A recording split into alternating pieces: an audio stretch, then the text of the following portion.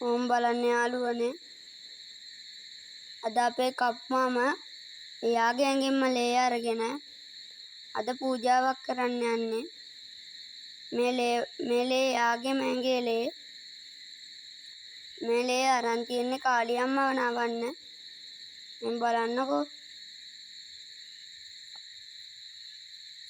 මේ ලේ අපි ගත්තේ පූජාවකට.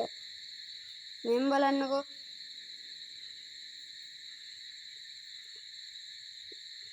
ලේ වලින් තමයි කාලියම්මව නවන්නේ. අනේ කපුමාමලා නම් මේව දන්නේ නැතුව ඇති. මෙන් බලන්නකෝ. අපේ කපුමාමගේ ඇඟේම ලේ තමයි මේවා.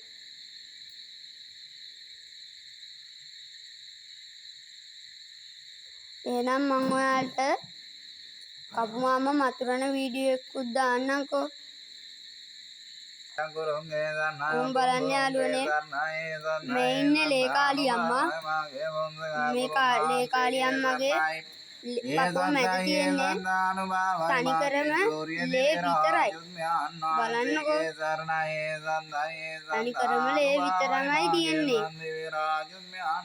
මෙන් බලන්නකෝ.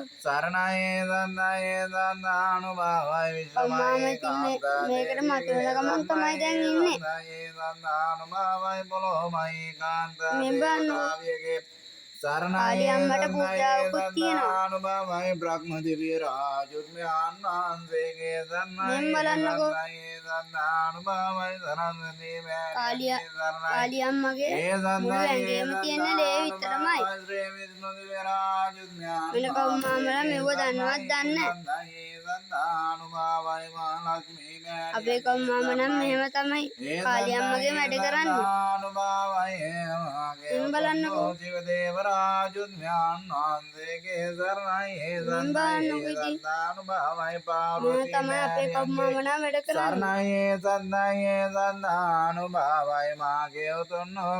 මෙන් බලන්නකෝ ඉතින්.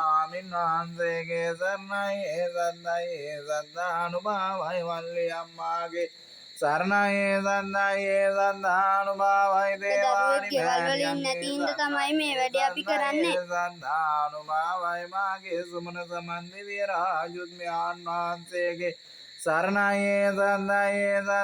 කාලියම්මට පූජාවත් එක්ක තමයි තියන්නේ අපි ලේත් එක්ක.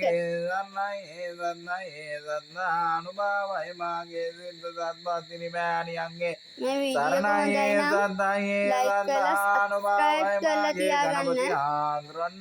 අපි තවත් මේ වගේ වීඩියෝ දානවා.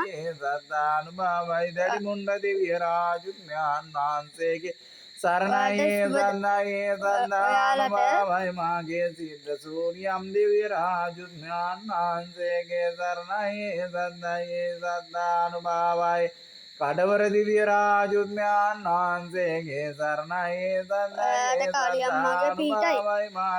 මම අදට ගිහින් එන්නම්.